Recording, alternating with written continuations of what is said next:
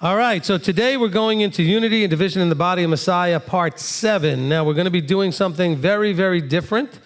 This is something that I was inspired to do while I was in Canada, and we did this in Alberta and in Manitoba and in Ontario. We didn't do it in British Columbia because Abba didn't inspire me to do it until I got to the second location. Otherwise, I would have done it there as well. And so what we're going to do today, and it's going to be almost in that afterburn style. In other words, we're going to be doing some passing around the mic and things, is that we are actually going to fix the problem, okay? I'm kidding. All right. Everybody got nervous, like, how are we going to fix the problem? Please fix the problem.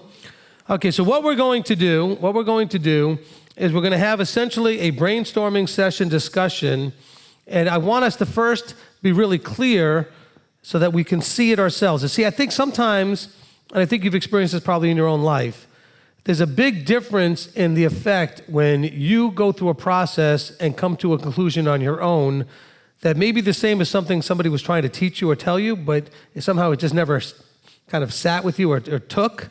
But when you figured it out for yourself, all of a sudden the light bulb went on. Because sometimes we have to do that. So what I want to do is I want us to go through a process of looking at what we see in the body.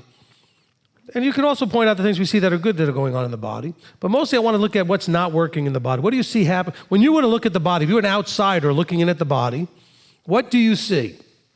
In terms of behaviors, in terms of approaches, in terms of whatever it is. I don't want to guide you too much. Now, depending on where it goes or doesn't go, if I think you're not quite getting in the direction I'm hoping you would get to, I may kind of nudge it a little bit in a direction just to kind of give you an idea of maybe topics or things to talk about. I don't want to put words in your mouth. I want this to be an open brainstorming. Now, let me explain how that works. Brainstorming works meaning anything that anybody says is legitimate to throw up there for consideration.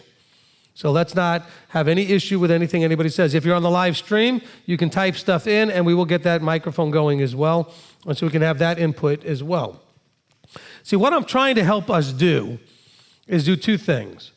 One is I want us to have a real clarity of what the body really looks like right now, okay? And also hopefully see ourselves in there. In other words, what part of the mess that the body is me?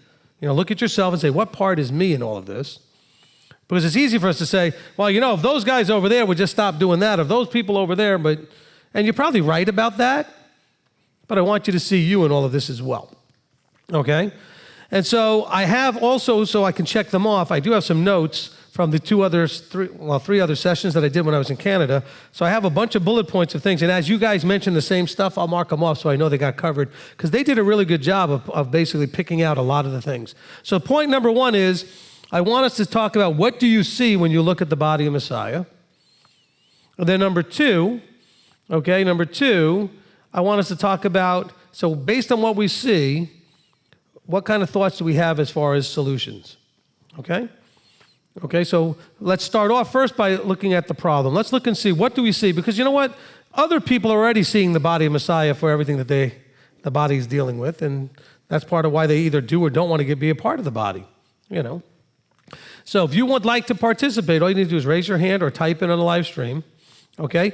And I know there's going to be some pause time, so I'm going to let this go maybe a little bit longer than it would normally, because it'll edit down to less than the normal teach time, because there's going to be time waiting for the mic to move and things like that, okay? So who wants to get us started?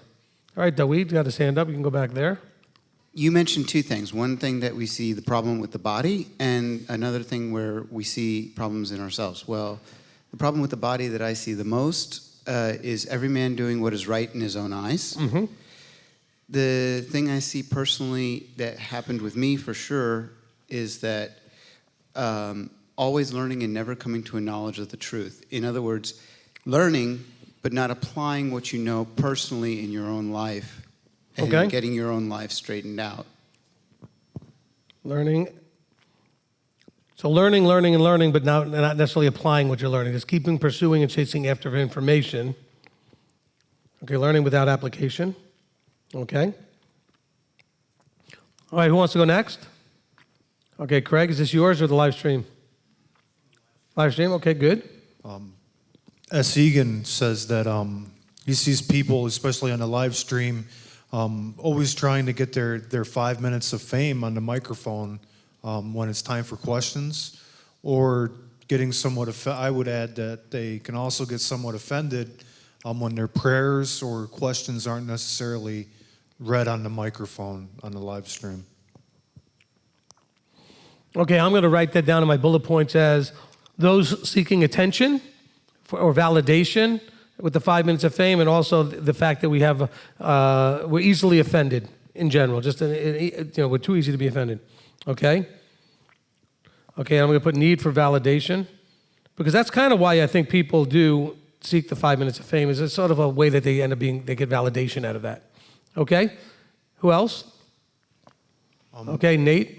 I have another one. You got another one? Go ahead. Do more. I guess a solution to the unity, I think, is going to come from our children and then their children, who, as this MTY family grows, and those of us with children, and watching those kids that are getting older, and as our kids get older, that if they marry into this, their children will be naturally born Israelites.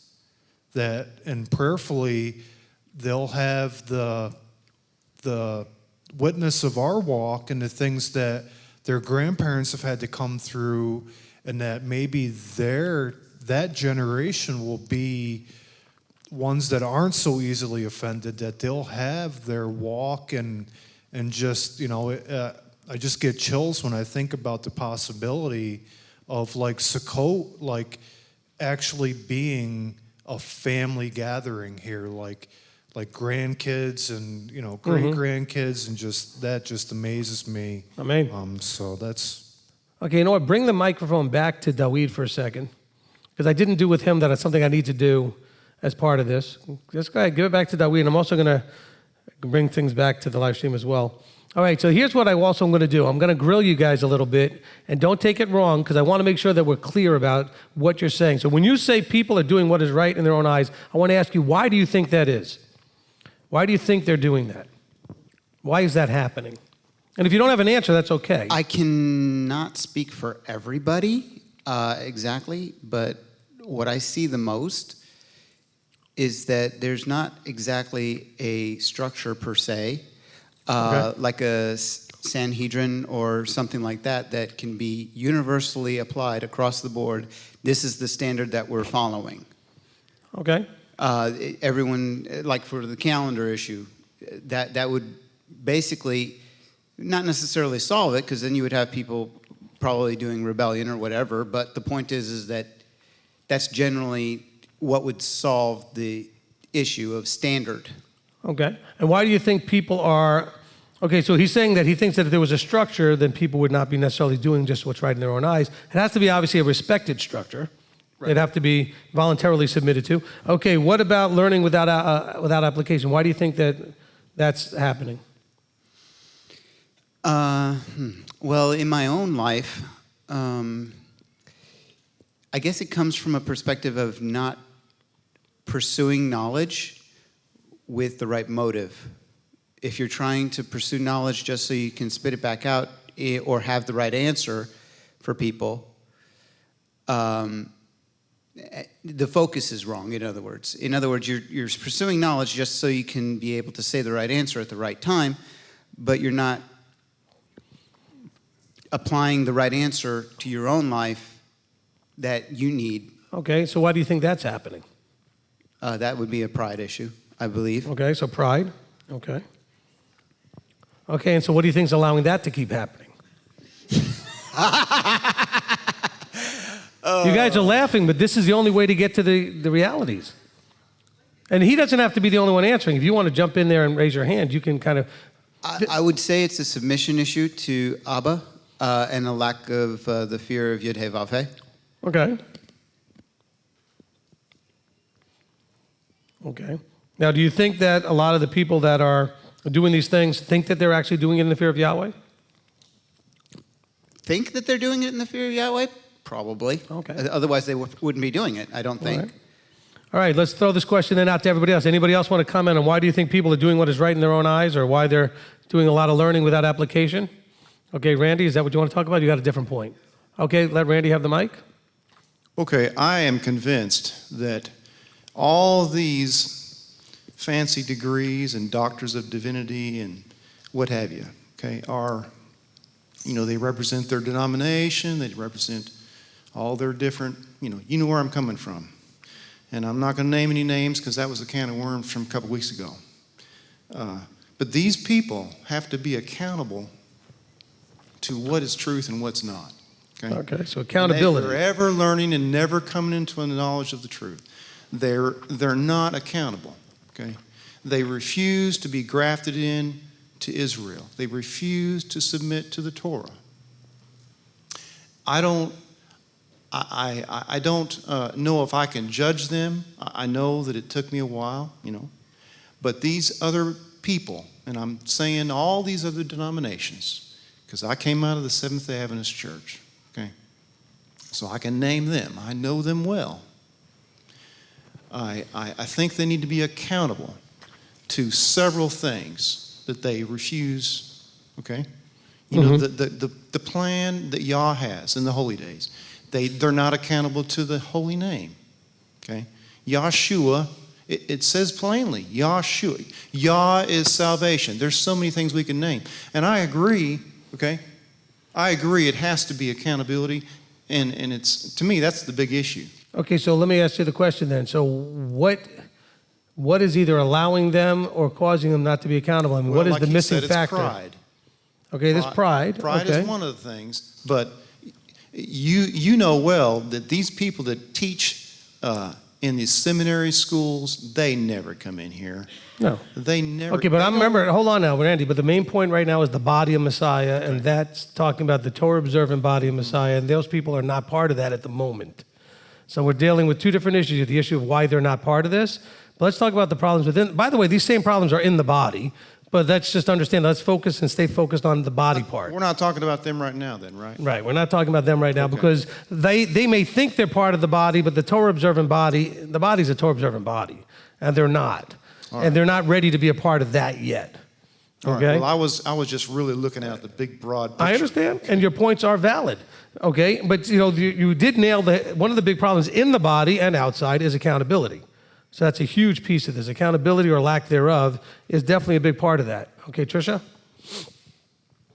Well, first of all, when we're coming into Torah, we need to understand what Torah is, and Torah is kindness. So we're coming into becoming the people that Yahweh wants to live forever, and that is to become selfless. And therefore, the selfishness of our human person needs to come into subjection, and that is because a lot of us aren't mature enough to deny our flesh or deny our wants and our desires to get the attention that we think we deserve, to come into the level of maturity, to be kind to one another, to not to be a selfish individual. Okay. Let's go back to, do you have more? Okay, let's go back to the questions now as far as, because I see where I want to go now with this. Again, we're going to let this thing have a life of its own and just kind of go forward. So what else do we see in the body that's a problem? I know Nate had his hand up. Nate, go ahead. One of the problems that always hits me when I look at Scripture and I think about the unity that the body had during the times of Acts, right, where they all worked together and were in one accord. Now that I see the Amish, I see the Mennonites, I see these folks getting together to raise a barn or whatever to help each other out. That doesn't necessarily mean we have to all move into one house, but we should be collectively in our general areas, in whether you're in California or New Zealand or whatever, relatively close enough to each other to support one another so that we're always there for each other. We shouldn't have to go to the world or to whatever to get refreshed or to get support or to get help. We should be able to go, hey, Uncle Bob, I got a problem at the house. Can you come over and take a look at my kids or whoever? But that unity, we need to come to that level of unity, I believe, so that we're a prepared bride. And that's what I'm not seeing in the body. It's like we're not tight like a military unit that,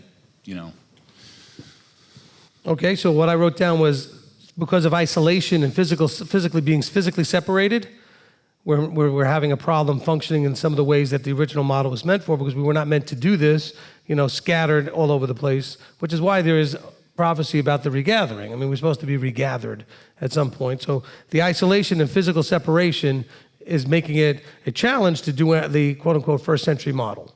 Would that be right? Okay, good. What else you got? You got something else? No? Okay, pass the mic. Okay, give it to David. That's all right. David's right next to you.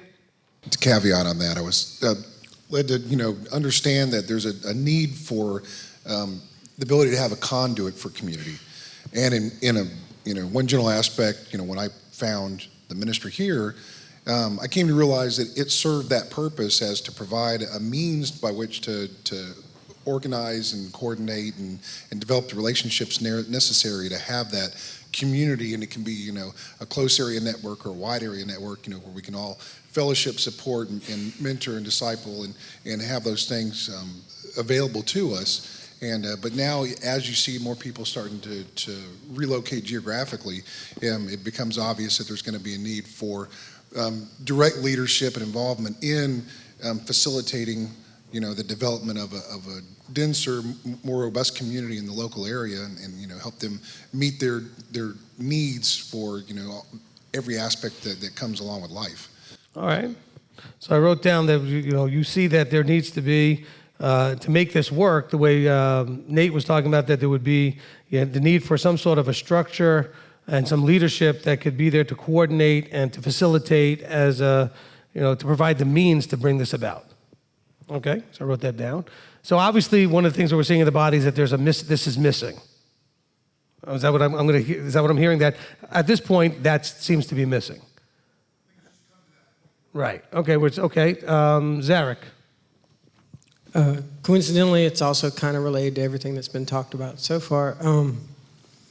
There's a lot of chiefs and not a lot of Indians. Okay. And in that, also, there's a lot of chiefs that don't realize if you're a chief in one area, kind of like with the military, you're a chief in this area, well, you may be an Indian in these other areas, so that go back and forth. Okay, I'm just writing this down, and you can tell me if I got it right. So part of what I'm going to do with you before I pass the mic is I want to make sure I'm writing down, because I may mention this again later as we kind of go through some of the things.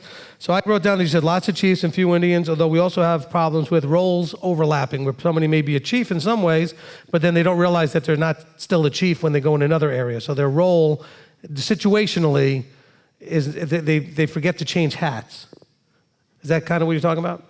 Yeah, Okay. Exactly.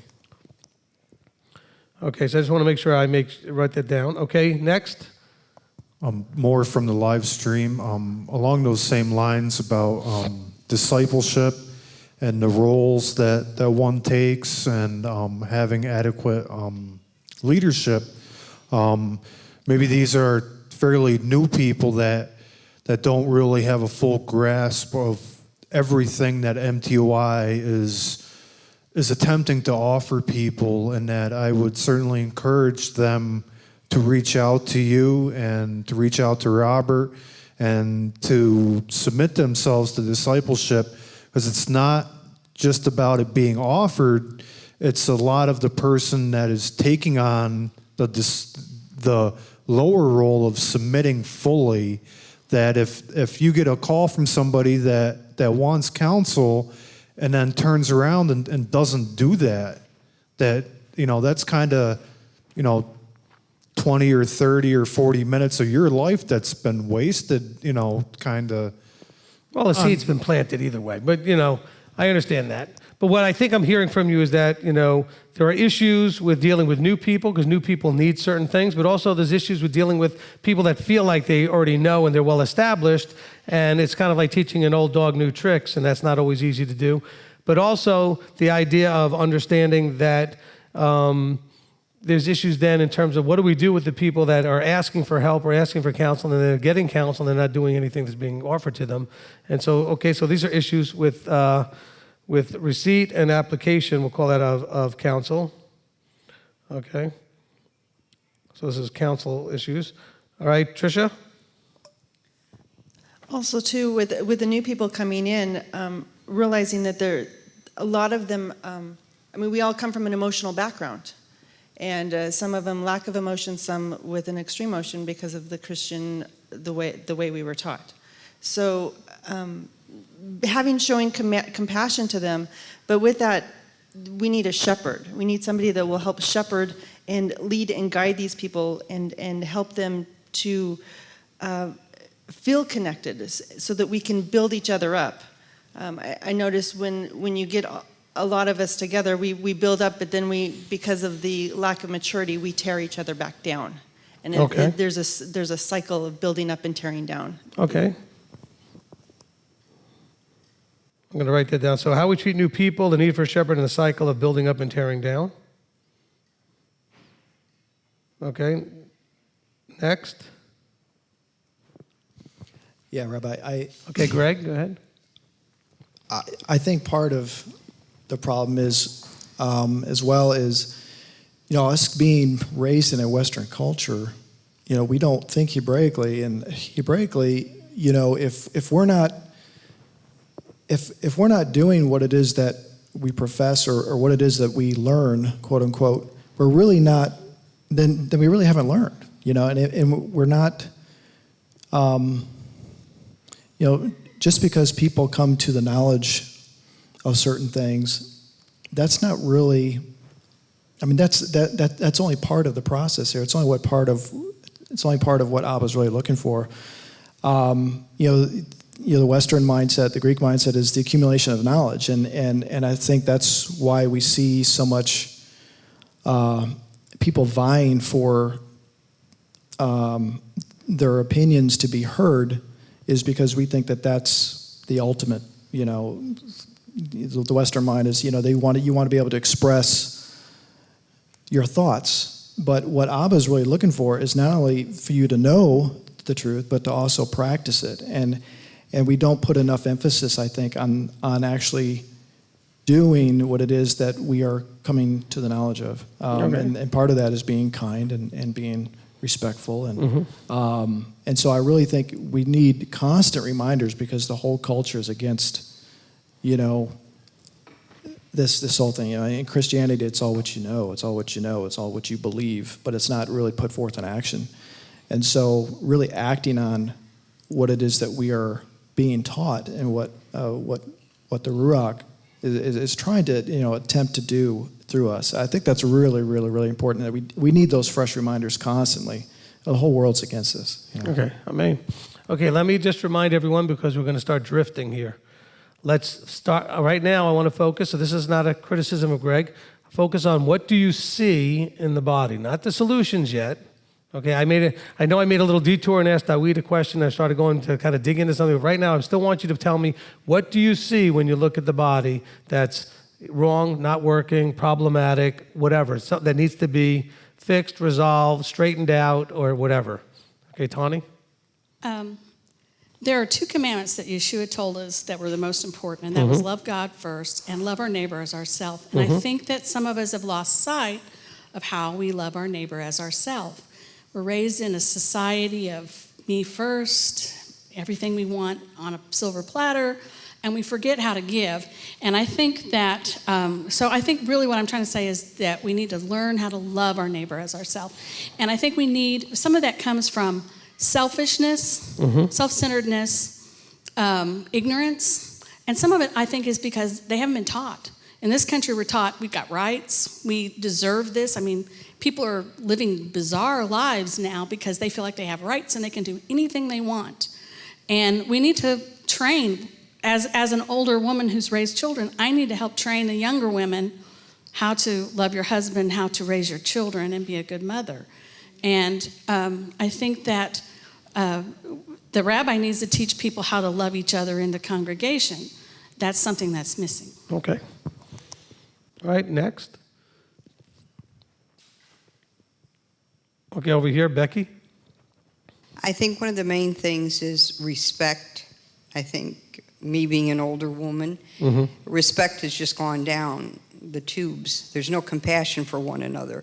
People are having discussions and other people will insert their opinion and not respecting that person's authority. I didn't come to you for opinion. I will go to my rabbi for the solution to the problem. So I think a lot of they will not submit, and you've said it, to your authority. They don't trust you. They feel they can handle it on their own. And we have to submit to authority. Okay, so I have lack of respect to something that somebody else had said, but also I can put down lack of understanding of appropriate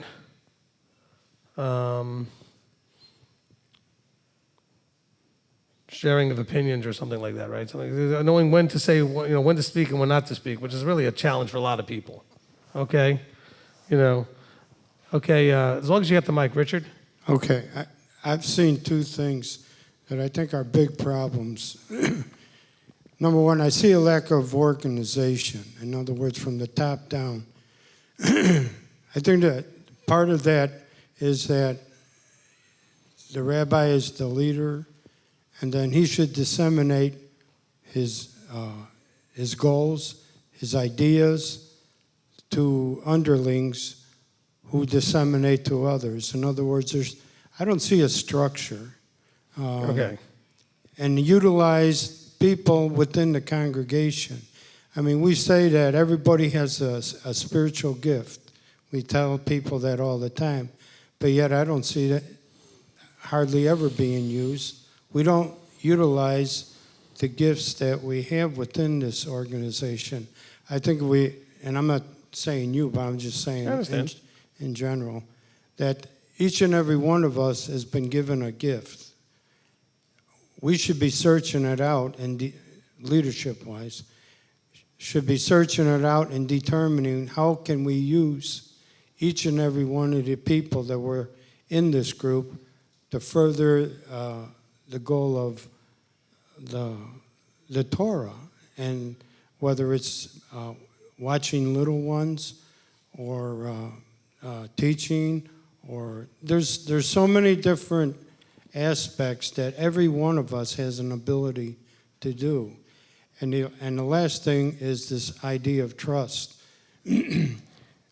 Most of us have come out of other faiths, and we've been let down by our leadership, whether it's a pastor, deacons, elders, you name it, because we see them failing all the time.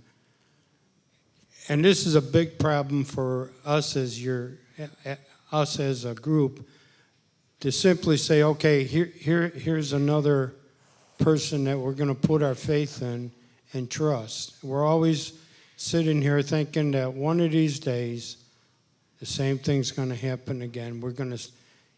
We'll find out that, some way or somehow we've been failed again, either in the teaching or in your lifestyle or any one of those things. So that's a huge problem.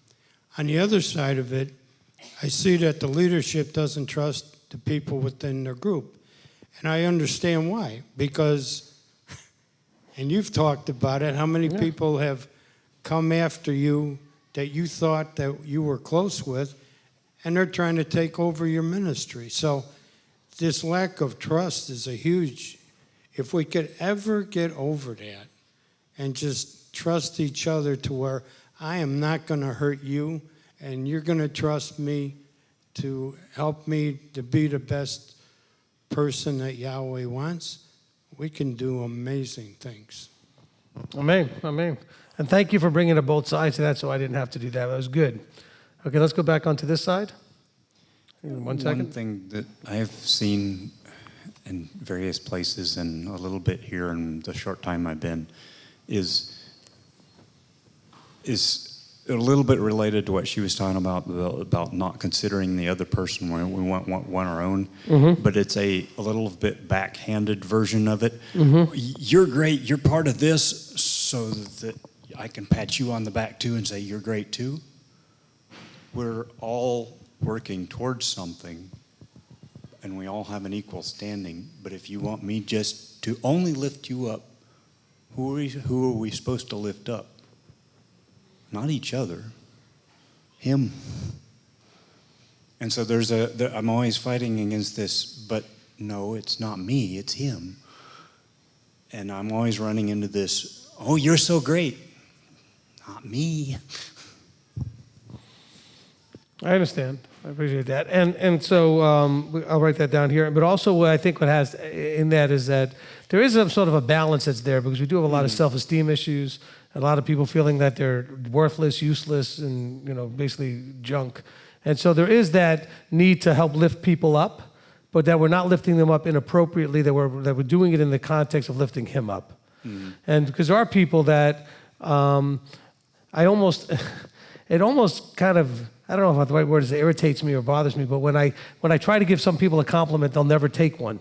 Oh, no. You know what? That's almost false humility. Okay? Okay, because they have pride in the fact that they won't take the pride issue. All right? And so when I had people think I was an egomaniac simply because when I would, give free praise of some sort for a teaching or something, I said thank you instead of just always redirecting it to Abba. I said, well, it's Abba that gave me all of this, and so if you're recognizing what he's doing in me, why wouldn't I just say thank you? Okay? And that's not taking anything away from him, but there has to be that balance. Yeah. And so I appreciate you bringing it up because there has to be that balance because that balance is not there in a lot of places. Okay, who's next? Okay, Rabbi Tom in the back. You guys are doing great, by the way. This is exactly the kind of stuff we're looking for here. All right, thank you. I'd like to say something positive. We're not dealing with positive stuff now. Oh, well, okay, then forget it. No, go ahead, Rabbi Tom. Say something positive. It is positive, and you can also take it as an admonition to continue in something. But what Joanna and I saw when we first came here to Beth Shalom, just a little bit more than 3 years ago, and prior to that we followed Now Is the Time, which was the former forerunner of MTOI for about 3 years. I saw diversity and unity. And what I mean by that is a lot of little things that sometimes people in other places want to make mountains out of molehills about. For instance, I see some of the ladies here wearing some beautiful head coverings, and some don't. But that's never been an issue, and it should never be one. I see some of our men wearing kippahs, and some don't, and that's never been an issue. And I'm sure if we go around to different families, we'll find that families have a different way of opening the Shabbat. Some may open it in a very formal manner with the lighting of candles and recitation of standard prayers plus heartfelt prayer. And some may not do that.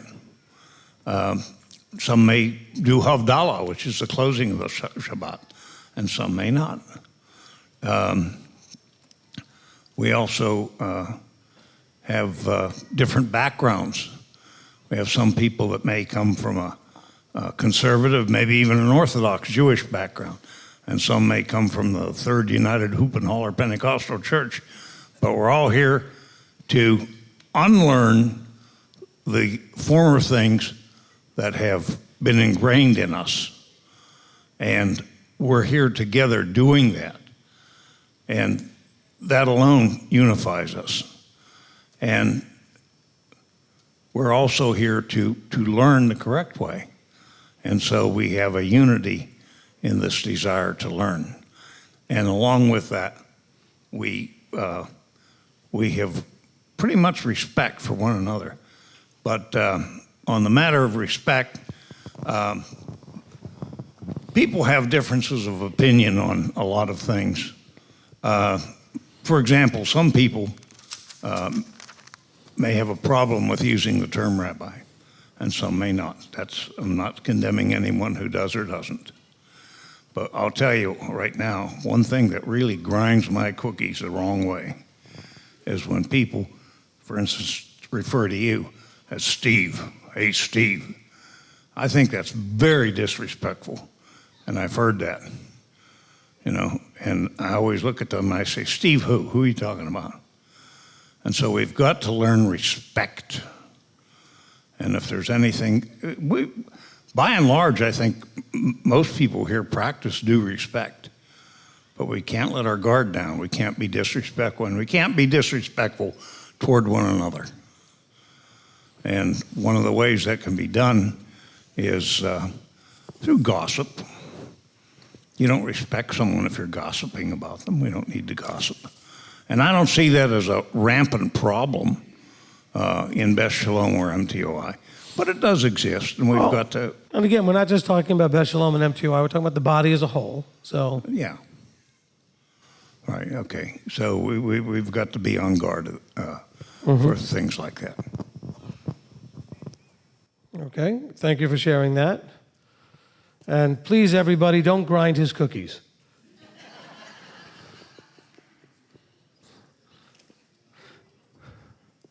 Okay, where's the mic? Okay, on this side? Okay, go ahead, Reno.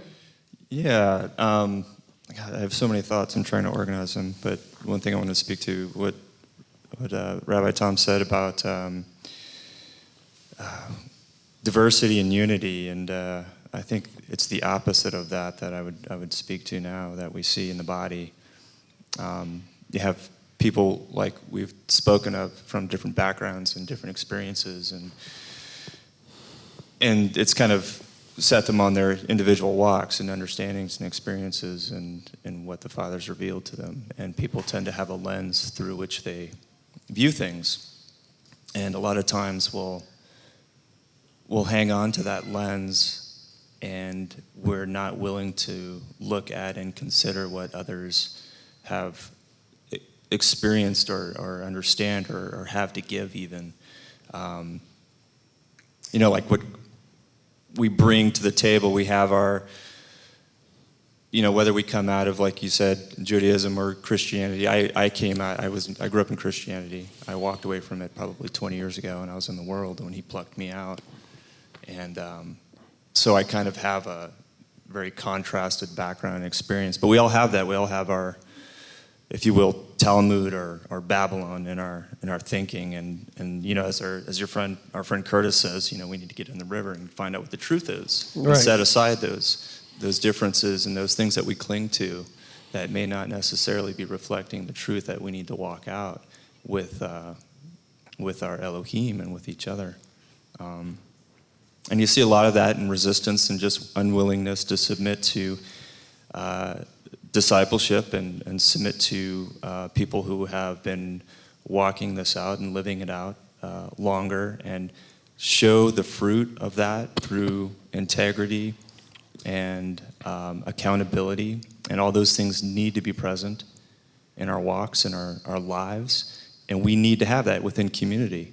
And I'm so wanting to see that. I'm so hungry for that, to see what what we've talked about, and having that true community where we're all submitted to the Father, but through that submission we're walking out and learning and loving one another and there for each other and encouraging or correcting one another, however that love manifests in truth.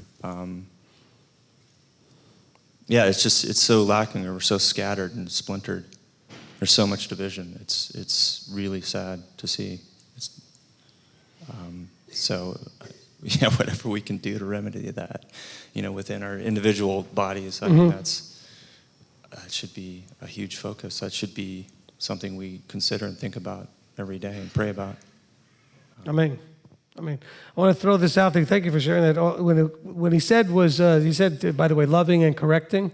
Loving is something everybody should be doing.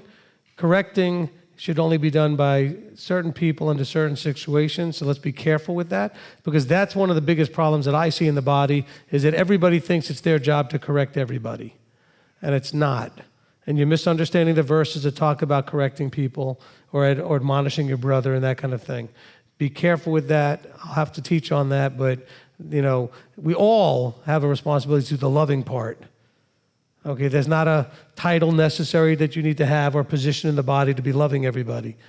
But correcting has to have a right relationship with the person you're correcting. There's certain things so I'm not saying that there's no circumstance where every one of you may need to correct somebody else but you have to have the right relationship with that person where it's actually appropriate for you to correct them.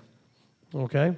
So I'm not saying it's only the rabbi's job to correct or anything. No, every one of you may have an opportunity where it's appropriate in a right relationship with the other person, but we have to kind of discuss what that looks like before you get in there. Because I think the free-wheeling correcting that everybody's doing out there is causing horrible, horrible damage. Okay, who's got the mic?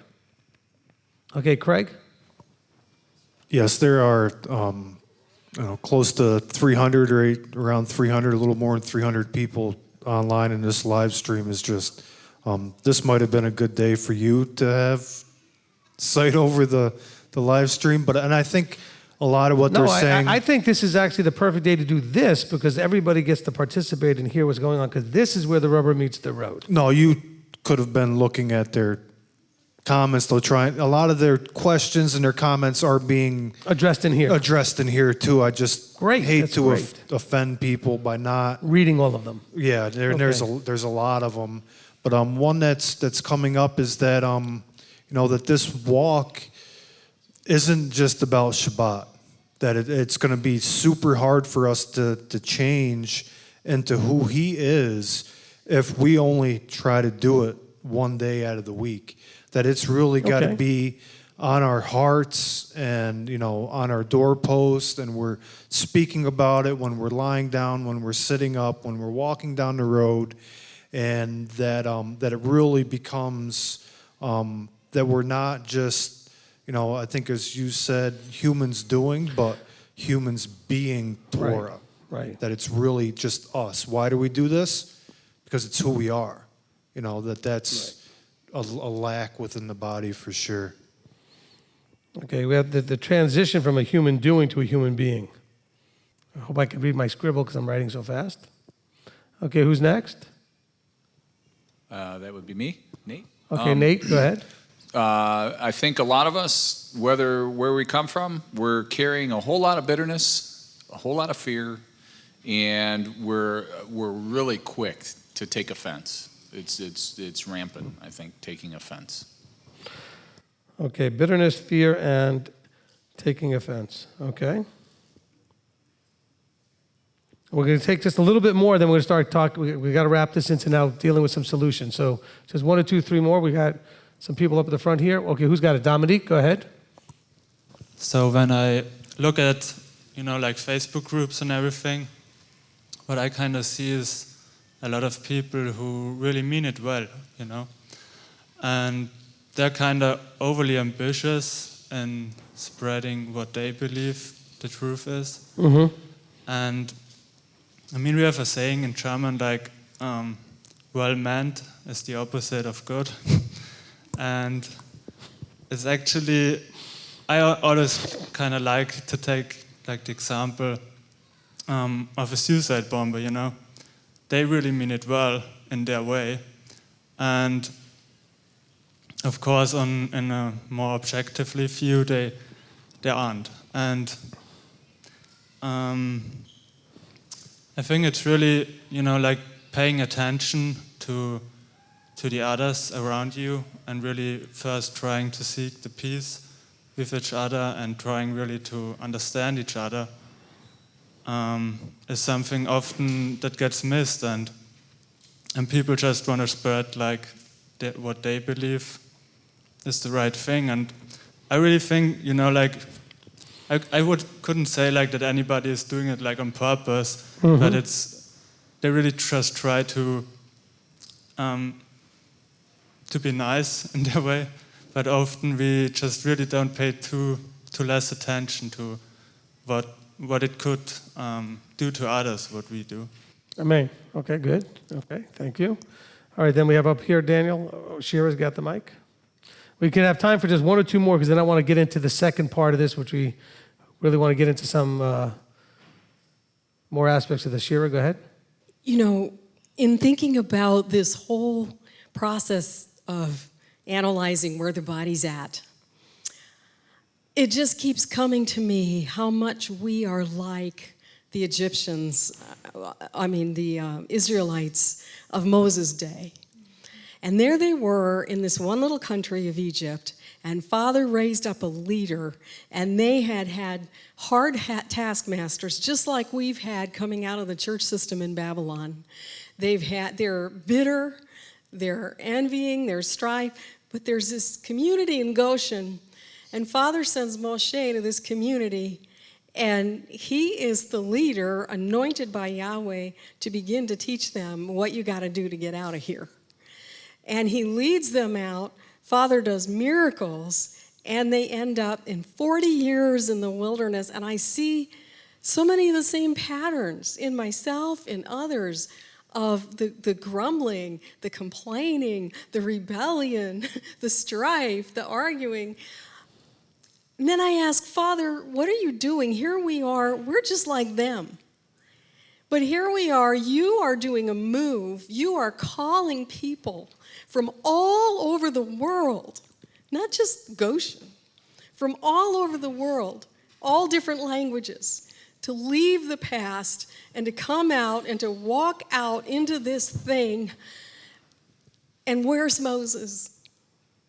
And that's why, my heart comes back to where Yeshua said, pray, the harvest is white.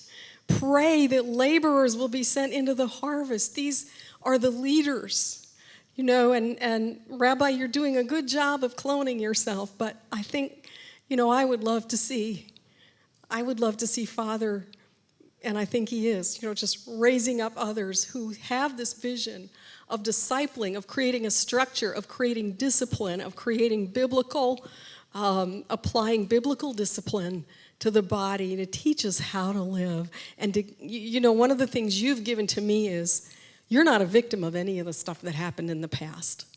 You have the power to choose to do right. Amen. Ezekiel 18. Okay. We have time for one or two more. Did you want to go again? Go ahead. I know for my own walk, I came into Torah from a very fringy part of the internet, basically. And I get, in hindsight, that is what worked for me. Mm-hmm. But I know that I was in that for about a year, just on my own, sitting at my computer, watching videos, taking in as much as I could like a sponge. But once I finally got up the courage to just come here and be with other people that thought the same way, I find such a peace here because none of that, every once in a while we talk about that kind of stuff, but it's more of the basics here. And I feel like if people would just focus on the basics and quit getting into arguments and discussions over it's good to talk about every once in a while, and we are supposed to watch for things in the world to be ready, but at the same time, just focus on the basics and find that shalom with a group I think that will really help. All right, It's helped me. Okay, and then by the way, one of the challenges is that there's a lack of unity on the idea of what's a basic.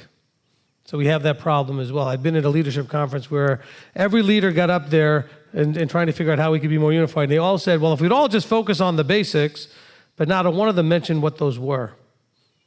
And when I went last, I said, okay, I heard all of you guys. I'm last.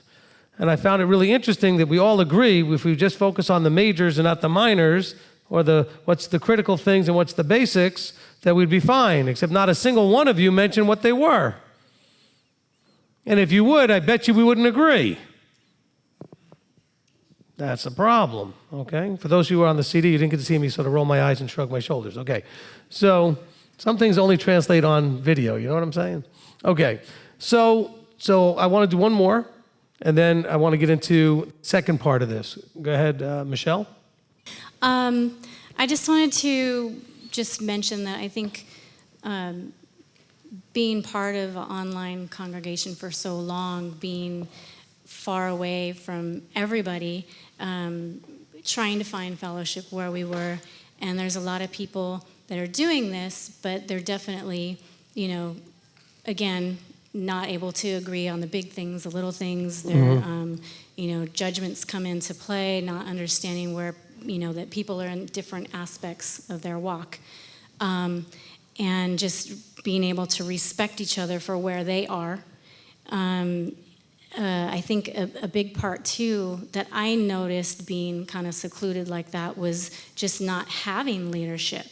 My husband and I, we were grateful enough to come across you, to come across MTOI, and we latched on, and you've basically been our only teacher through the last year and a half, which I think has really helped us. I see a lot of people that that are struggling because they don't have a leadership, and maybe they haven't thought to seek it. There's people that believe they don't need it, because the Ruach's going to teach them directly. But I think just there are a lot of people that are failing to realize that they do need a teacher, that they do need to pick a teacher that they, can come under. I think that helps bring the process along very well. Now, again, if we could get all the teachers to agree. But that's a big part of why, my family moved here, because we really longed to have that unity. And, being here with a group of people that are all under one teacher has just been a huge blessing. And Amen. just so much shalom in there. Amen. Amen.